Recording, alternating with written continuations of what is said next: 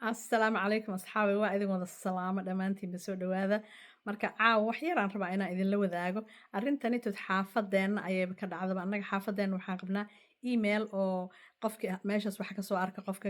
xaafadda dhan uu diraayo marka oo digniin gelinayo xaafadda dhan si ay isku wargeliso ama wax hadday dhacaan kulli la isugu sheego marka iskoolaad badana annaga noo dhow iskoolaadka mid ka mid ah ayaa ilmihii markay kasoo baxeen cunug yar ayaa wuxuu ahaa laba wiil oo kale oo mooto isla saaran mootooyinka yaryar labada wiilna waxay tiri waa teenage adiga wiilal yaryar hadday u bataan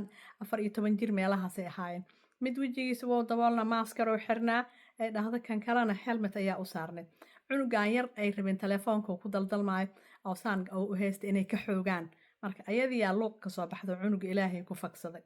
marka asxaabay cilmihiina markay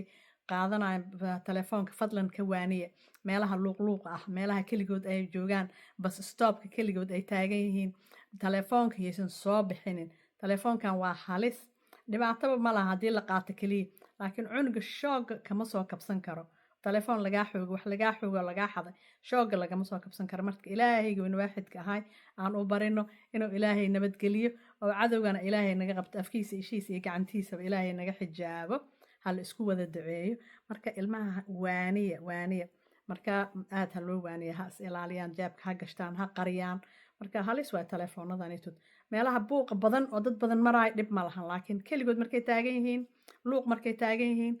is ilaaliya dhaha marka asxaabay aad ha loo ilaaliyo aadna ha loo waaniyo ilmaha soo dhawaada asalaamu calaykum